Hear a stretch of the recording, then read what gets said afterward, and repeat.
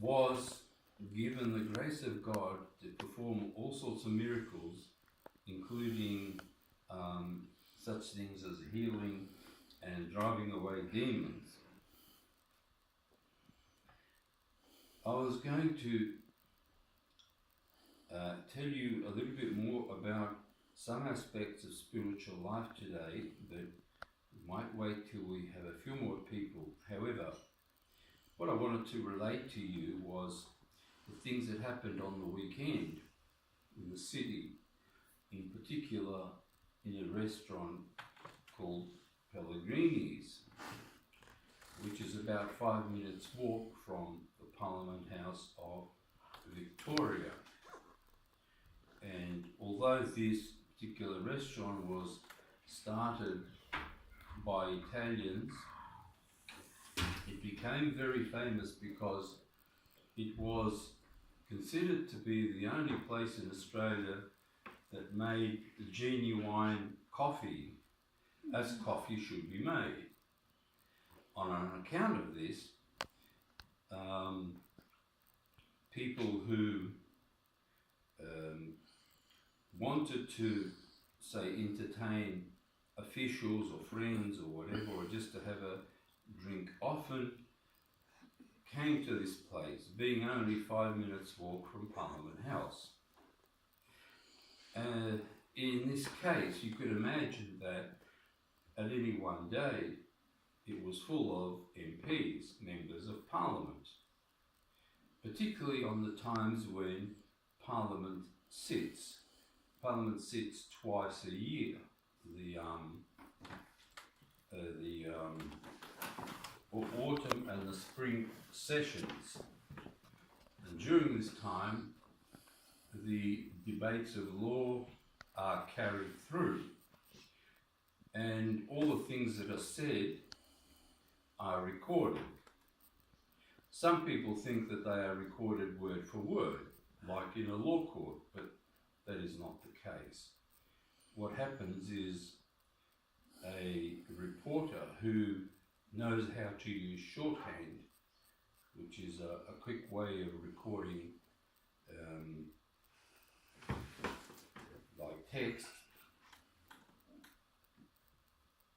does a 10-minute recording before somebody comes in and takes his or her place, and they then go and rewrite what they think the MP said when it was his turn to talk. And in time, all those documents are gathered together into a volume called Hansard. And we have Hansard going back to the beginnings of Victoria. You can read the whole history of Victoria just by looking at Hansard. How much of it has been fiddled with by the people that actually wrote it is hard to say. Nevertheless, those sorts of things go on. The law stipulated that Hansard, that particular document, had to be available at 7 a.m. in the morning in order that parliamentarians returning from their sleep would have something to look at from the previous day's procedures. However, that was never possible because the technology wasn't there. I was given the job to see whether we could indeed produce this document according to the requirements of the law, that is, to have it ready at the end of the day, which often finished at 4 a.m., 5 a.m., 6 a.m. in the morning, and everybody had to remain behind to do that work. People would take naps underneath their desks and do all sorts of things like that. And if you wanted a good cup of coffee, you went to Pellegrini's, 5 minutes down the street, which many people did during their breaks. In any case, it appears that some sort of plot has been conspired in order to destroy that place rather violently with a car full of high explosives. With the grace of God, the explosives didn't work out, but instead some of the workers there, including the owner, I think, were murdered by being stabbed with a knife. Although these people weren't Orthodox, such a death is considered to be salvific in a way because of the passion that the person undergoes under these conditions. Can you imagine what would have happened had that place been full of MPs and that car bomb would have gone off? We would have had no parliament. It would have been an anarchy state. In any case, the thing is this: it appears that we are no longer safe from even basic visits to places like that, the city or elsewhere.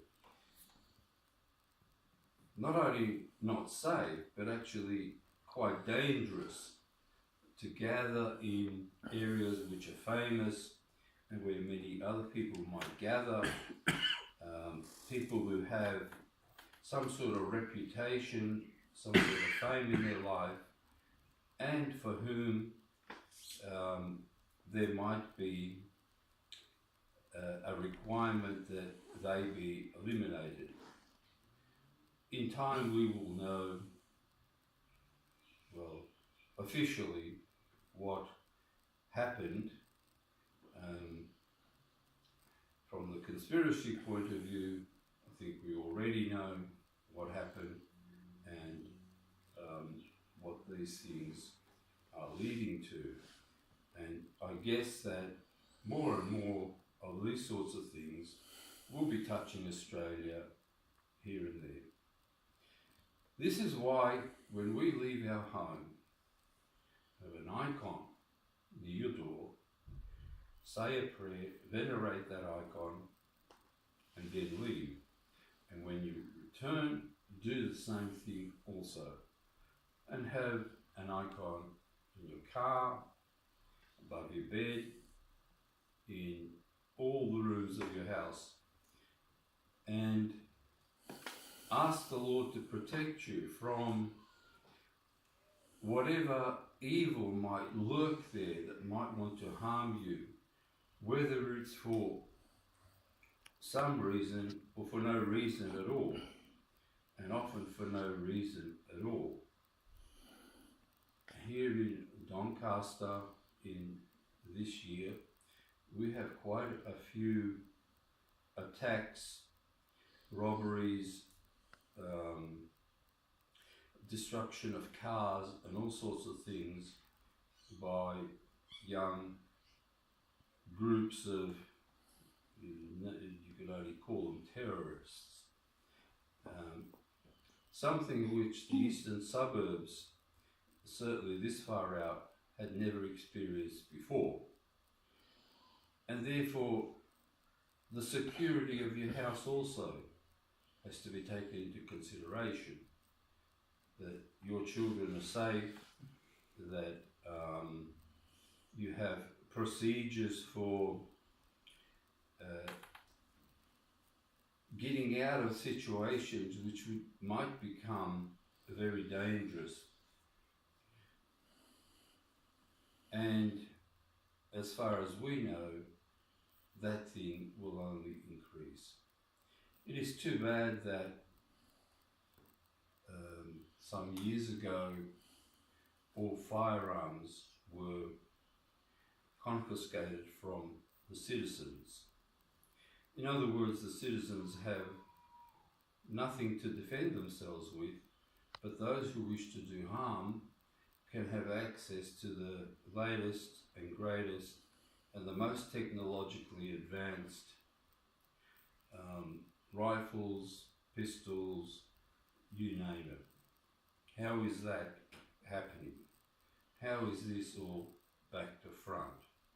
It can't be coincidental. There has to be some form of conspiracy, some form of planned attacks being worked out and tried to be put into practice with these things.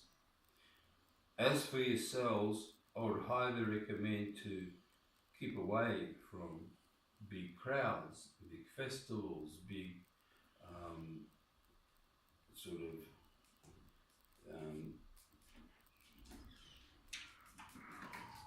things that we consider to be a holidaying spirit, because it's these big areas which allow a lot of people to be hurt if something goes wrong. And in fact, what is there to see really? You name me one festival in Victoria that is of any benefit to your spiritual life. Where? What? Which one? And usually if they are, it's to get 10 people, you see. That's the way it is now in the world. So be careful about this and instruct your children and teach them how to read body language, how to be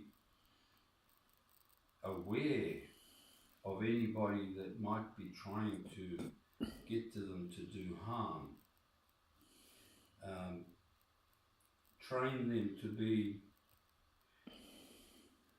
I'll say, strong in body, mind and soul, and to continually pray that the Lord may protect them and yourselves from any such things as these. And may we indeed be protected from these, because even in schools we get terrible things. We have young teenagers throwing chairs at teachers and things like that. Students bring in weapons of different kinds, knives, some probably bring guns, homemade or whatever, and all sorts of things like that. Therefore, no matter where they are, don't assume that they are always safe, but rely on the Lord and the guardian angels to keep them, to preserve them, and to be with you and not to be harmed in any way. May God help us with this sort of thing that is happening here in the world today, and give us the strength to chase away these demons which are willing to even destroy pigs, swine. That is how much evil they carry. They're willing enough to destroy swine. Imagine their hatred towards mankind and how they want to destroy human beings, let alone the created world. That's what I wanted to tell you today. Next week, if we have more people, I want to give you a few more hints about how to live spiritual life in this day and age when things are so very, very tricky that in many cases you cannot trust priests, bishops and others in those ranks. Yes, you can't. You have to know the person and you have to know who they are and what they might be, because they themselves, just because they wear church vestments and whatever, doesn't automatically make them not capable of performing evil acts. May God help us that we serve Him and serve Him with strength, and that He protects us and gives us all the things that we need to chase away these legions that surround us and want to do us harm. Let us say with